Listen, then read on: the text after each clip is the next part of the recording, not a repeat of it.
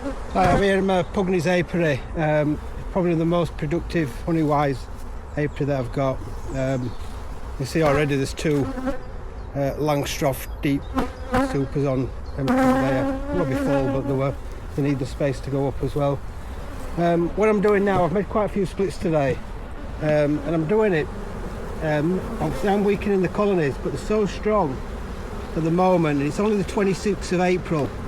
You see, if look, every frame is just full of brood. So these are gonna, once these hatch, this box is going to be chock-a-block. So what I'm trying to do is, I'll get another one out to show you. So you can see the queens on that one. So they're just full of brood anyway. They're top to bottom with brood. So what I've done, I've taken these are the queen cell in. So I've taken the queen cell out and I've put it into this nook here with a frame of bees and a frame of food and with a bit of pollen in as well. So what I'm also going to do, I'm going to move this box like I've done, I think I've shown you before. So this main box,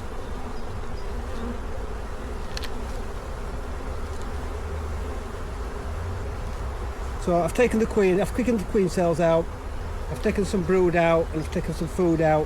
What I'm also going to do is move this hive to another location. So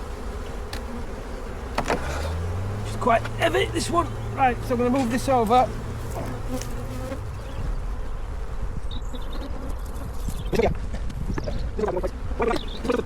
Brood. There isn't that much food at the moment. There's stuff coming in, like I said, they're filling these deeps up. There's not a lot of food coming in. In a couple of weeks there'll be the hawthorn, there'll be a massive rush then of nectar and pollen for the bees. So what I'm hoping is all the flying bees from that main hive are going to come back here and make this quite strong. That's going to be lacking with flying bees, which really isn't needed at the moment, as many as they've got. And by the time the actual spring rush comes, all them bees will be emerging, they'll be jam-packed and they'll have big strong nooks as well. So that's the idea of it all. So I'll just pull this back together.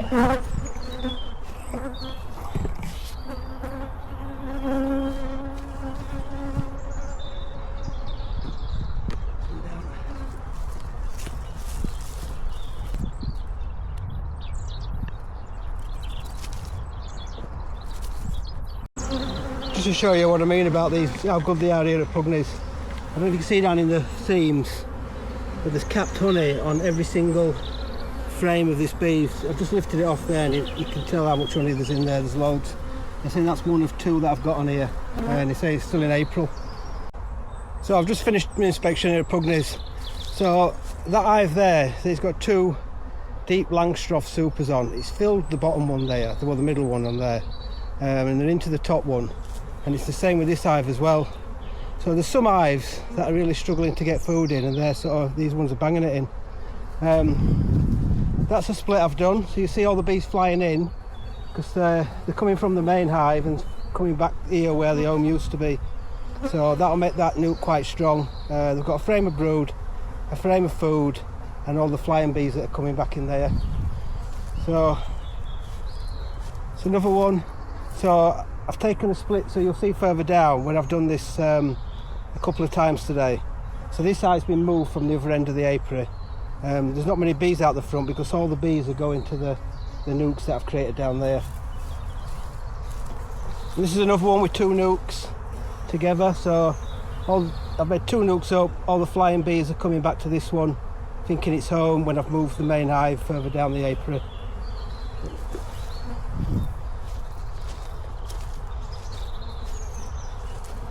So we're just going through. See, there's a few still on single with no supers on at all. That's an empty one.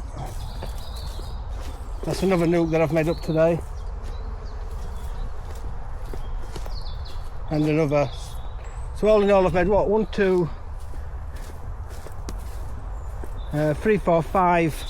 Made up 5 nukes today.